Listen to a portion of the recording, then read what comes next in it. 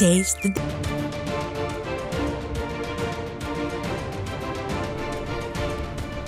மற்றொரு அண்மை செய்தி.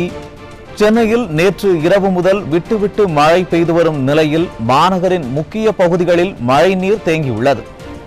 இதுகுறித்த கூடுதல் தகவல்களை செய்தியாளர் கோபாலகிருஷ்ணன் வழங்க கேட்கலாம். வணக்கம் கோபாலகிருஷ்ணன், கூடுதல் விவரங்களை வழங்கலாம். விட்டுவிட்டு பெய்து வரும் மழையால் சென்னையின் பல்வேறு பிரதான சாலைகள் மட்டுமின்றி குடியிருப்புகள் என ஏராளமான பகுதிகள் மழை நீரில் சூழ்ந்திருப்பதால் பொதுமக்களின் இயல்பு வாழ்க்கை முடங்கி போயிருக்கிறது. அந்த அளவுக்கு வெள்ள நீர் மழை சாலைகளிலும் குடியிருப்பு பகுதிகளையும் சூழ்ந்திருக்கிறது. குறிப்பாக இரவில் அவ்வப்போது விட்டு பெய்து வந்த மழை என்பது பகல் நேரங்களில் அவ்வளவாக மழை பொழியவில்லை.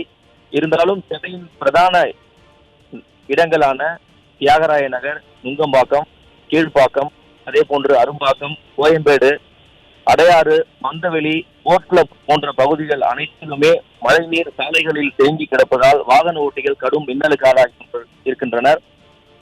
குறிப்பாக நாம் தற்போது பார்த்துக் கொண்டிருக்கக்கூடிய காட்சிகள் சென்னை தி நகரை சுற்றி இருக்கக்கூடிய பனகல் பார்க், அதே போன்று நார்த் உஸ்மான் சாலை போன்ற சாலைகளில் மழைநீர் அதிக அளவில் சாலை ஓரங்களில் தேங்கி கிடப்பதால் வாகன ஓட்டிகள் செய்வதறியாது தவிப்பது மட்டுமல்லாமல் பாதசாரிகள் கடும் இன்னலுக்கு ஆளாகி இருக்கின்றனர். காலை 10 மணி அளவில் லேசாக பெய்த மழைக்கு சுமார் 2 மணி நேரம் அளவுக்கு பெய்த மழையை போல் தண்ணீர் தேங்கி விடுவதாக பொதுமக்கள் குற்றம் சாட்டுகின்றனர்.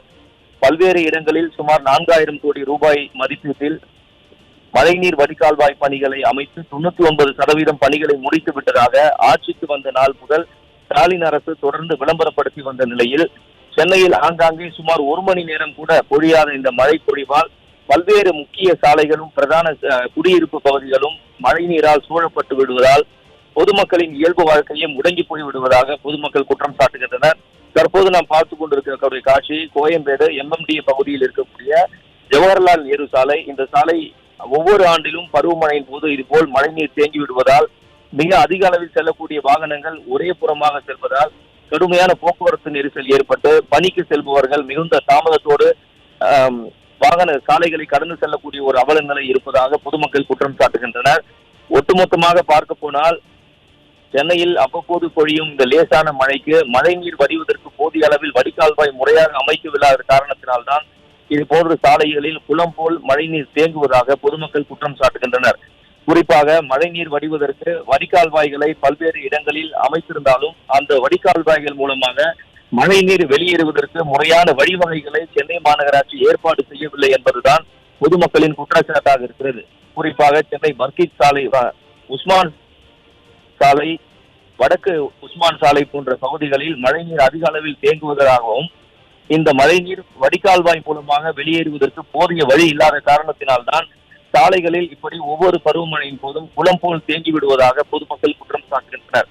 அது மட்டுமல்லாமல் மழைநீர் சேமிப்பதற்கான உத்தரவு என்பது கடந்த அதிமுக ஆட்சியில் போடப்பட்டதாகவும், ஆனால் அந்த மழைநீர் சேமிப்பு திட்டம் என்பது தற்போது முறையாக அனைத்து கட்டிடங்களிலும் நடைமுறைப்படுத்தப்பட்டிருக்கிறதா என்பதை சென்னை மாநகராட்சியும் தமிழக அரசும் சரியாக மேற்பார்வையிடாததால் கட்டடங்களில் பொழியக்கூடிய மழைநீர் என்பது சாலையில் அப்படியே கொட்டுவதால் மேலும் மேலும் இந்த சாலைகளில் வெள்ளப்பெருக்கு என்பது அதிக அளவில் ஏற்படுவதாகவும் பொதுமக்கள் குற்றம் சாட்டுகின்றனர்.